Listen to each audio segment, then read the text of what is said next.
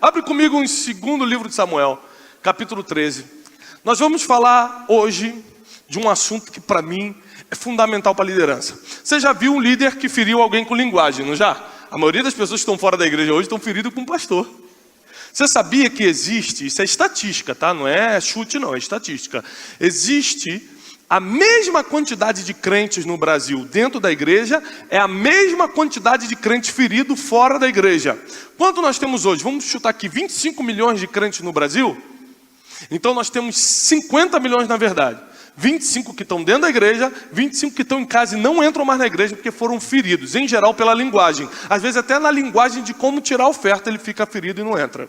Às vezes na linguagem corporal, o pastor olhou para ele e virou a cara. Pronto, não gosto mais da igreja, sai. Ele cria uma resistência com a igreja por causa da linguagem. Quem está pegando isso? Agora, existe uma coisa que é pior. Todo ser humano, além da linguagem, tem... Escolher a palavra certa aqui. Apesar que nós somos maduros, né?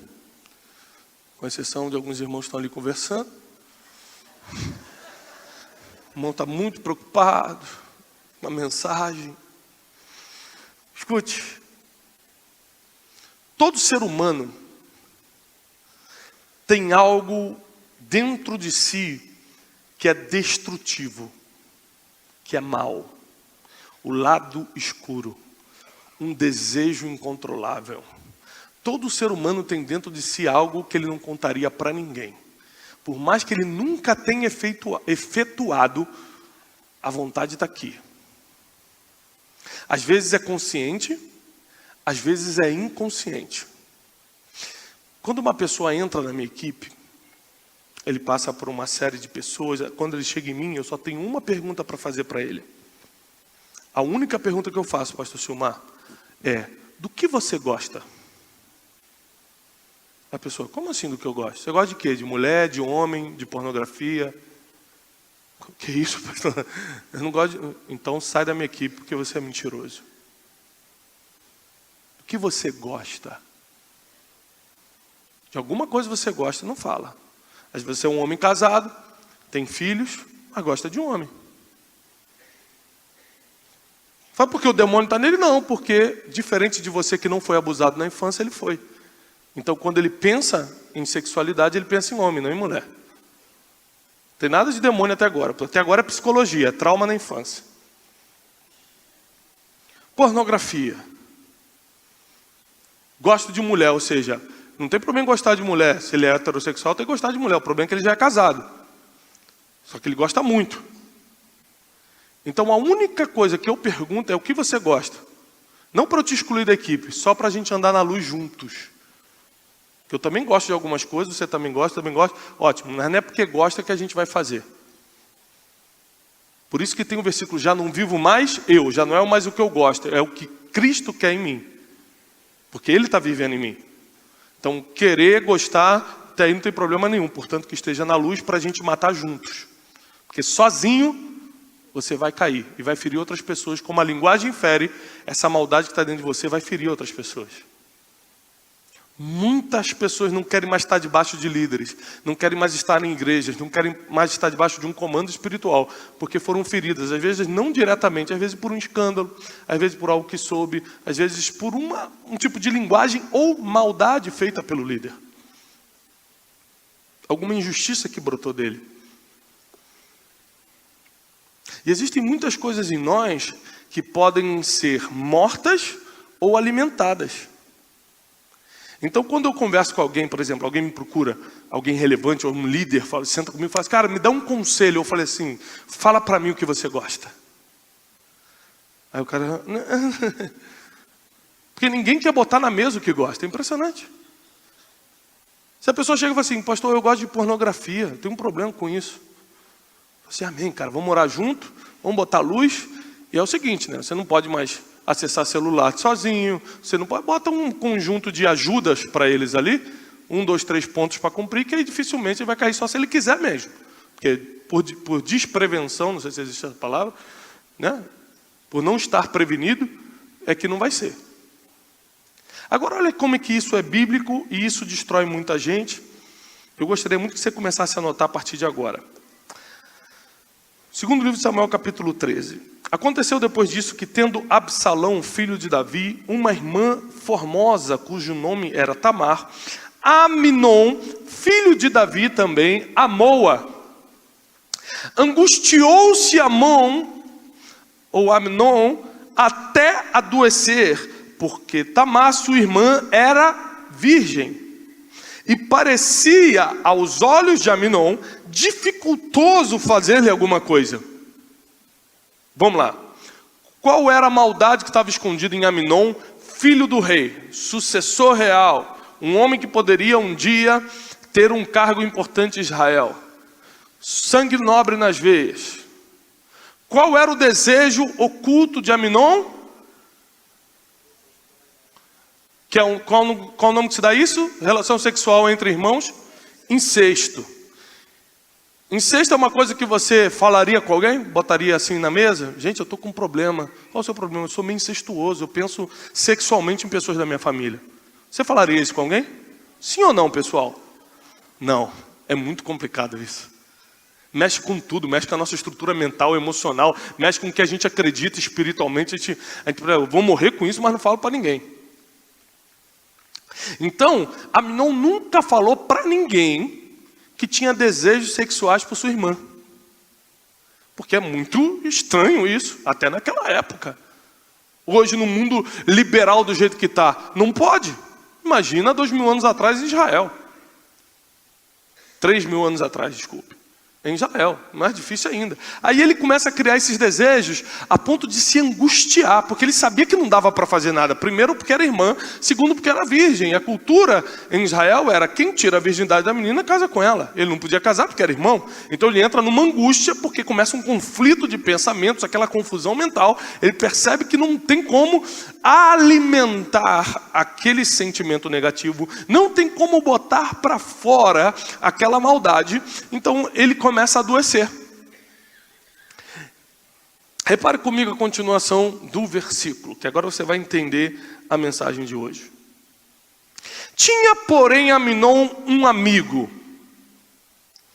Vamos falar juntos. Tinha, porém, Aminon Tinha, porém, Aminon um amigo, cujo nome era Jonadab, filho de Simeia, irmão de Davi. Ou seja, eles eram primos. E era Jonadab homem muito sagaz. No mundo de hoje seria o espertinho. Dentro do círculo de amizades de Aminon estava um espertinho. Dentro do círculo de amizade de Aminon estava alguém com sagacidade.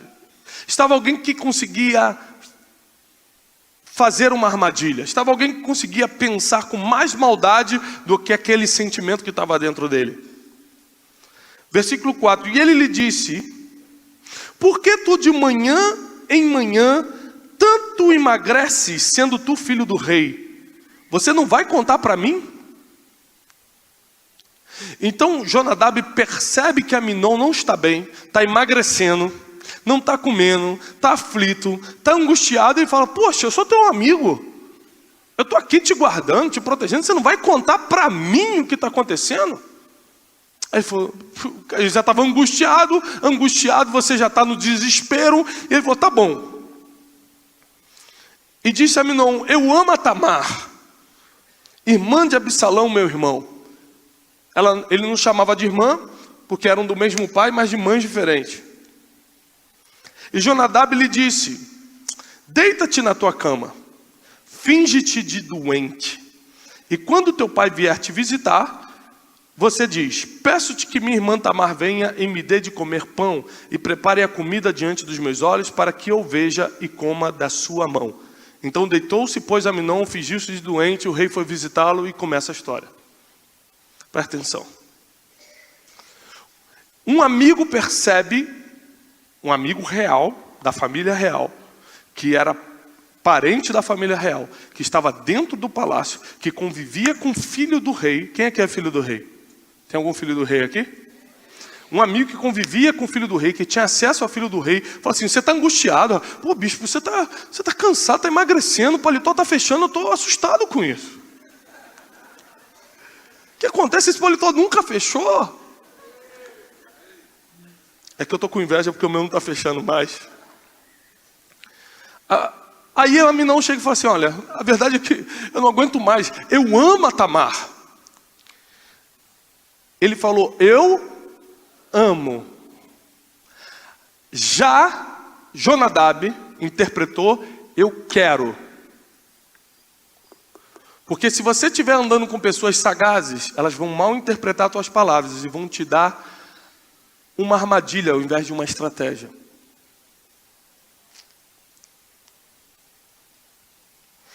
E aí, como ele já estava enfermo de amor, já estava enfermo na alma, o desejo já tinha se tornado incontrolável. A Bíblia diz que nós somos tentados pelos nossos desejos? Não, pelas nossas concupiscências. São os desejos incontroláveis. Eu tenho o desejo de comer pudim de leite, mas não é um desejo incontrolável. Se eu ver o pudim, eu não como. Eu tenho essa capacidade de controlar o desejo com doces. Eu gosto de doces, tenho um desejo, mas não é algo incontrolável. Agora, tem coisas para mim que são incontroláveis. Eu vejo, falando de gastronomia, por exemplo, e eu vou comer mesmo já estando cheio, porque é incontrolável para mim. O nome disso é concupiscência, os desejos incontroláveis.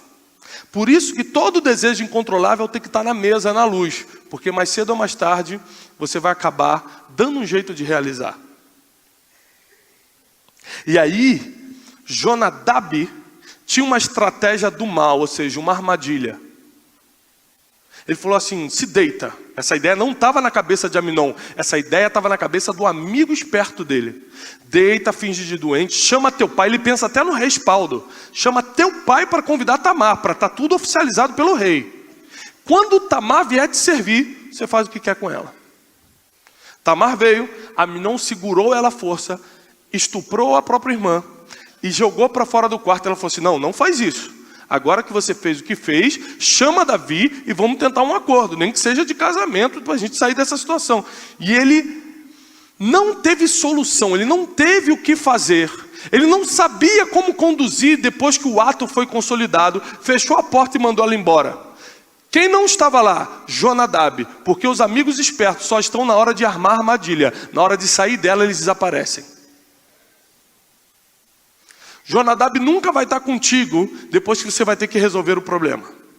Na hora de dar a solução ele não está, ele só está na hora de armar a armadilha, de colocar a trampa, de colocar ali o buraco para você cair. Lembre-se, era um amigo, era alguém de confiança, não era qualquer um. Porque a gente fala, mas esse tipo de pessoa eu reconheço de longe. Reconhece não. Está do seu lado, parece ser uma pessoa boa, já deu outros conselhos bons. São duas coisas hoje que determinam, entre várias outras, mas duas principais que eu quero destacar hoje, que determinam o teu sucesso como líder. A tua linguagem e a tua amizade. Porque todos nós temos algo mal dentro de nós, que pode ser morto, pode ser aniquilado, ou pode ser colocado para fora por causa de um amigo. Ou seja, não é o ambiente, é quem está contigo no ambiente. Então é muito importante que você grave isso. Além da sua linguagem, o que vai determinar se o que está dentro de você vai ser aniquilado ou vai ser colocado para fora, são os amigos que você se cerca. Quantas pessoas morrem em São Paulo por dia? No estado de São Paulo? Muita? 10 pessoas? 500 pessoas? Mais. São cerca de 2.000, 2.500 pessoas por dia registradas. Fora que a gente não tem ideia. Quando eu estava vindo da estrada de Sapopemba, o que eu vi pelo caminho, eu duvido que foi registrado. Já estava em estado irreconhecível. Amém. Pense em mim, Bispo Júlio, a próxima vez. Ótimo. Quantas pessoas morrem ou morreram em Jerusalém no dia que Lázaro morreu? 2. Em Israel, morreram em Israel. 2. 5. 10. 500. Nós não sabemos, mas com certeza muita gente. Porque todos os dias morre muita gente. Mas num dia em que morreu muita gente, Só um ressuscitou. E esse que ressuscitou, a única diferença dele com todos os outros que morreram e não ressuscitaram é de quem ele era amigo. Porque Jesus volta em Betânia para levantar Lázaro, porque fala, ele é meu amigo. Existem amigos que vão ressuscitar você de lugares que já estavam mortos. Existem amigos que vão te levantar de situações que já estavam perdidas. Existem amigos que vão ver essa maldade dentro de você e falar assim, não, vamos colocar na luz, porque isso não vai te matar, vai ressuscitar você. O problema é que tem gente que insiste em manter Jonadab por perto. Afinal de contas, tem certa parentela, já estão há muito tempo convivendo. Sempre tem uma desculpa para manter um Jonadab por perto. Mas é da cabeça dele que vai sair a armadilha que vai te derrubar. Reveja a sua linguagem, reveja as suas amizades. A terceira coisa, eu tenho até que horas, bispo? São 97 pontos, eu estou no segundo. Mais 10 minutos? 3 pontos? 10 minutos? Não, 10 minutos? 15? 20? 25? Quem me dá 25? Quem quer meia hora? Meia hora. 1 hora. 20 minutos. É, mas quem me dá oferta é ele, não é vocês. É 20 minutos, meu bispo. Escute isso. O líder que não sabe usar sua linguagem vai matar pessoas. Se ele souber usar, ele vai levantar pessoas e vai definir público. O líder que não sabe escolher amizades vai morrer pela armadilha dos amigos. Se ele souber escolher, ele vai ressuscitar ainda que esteja num dia difícil.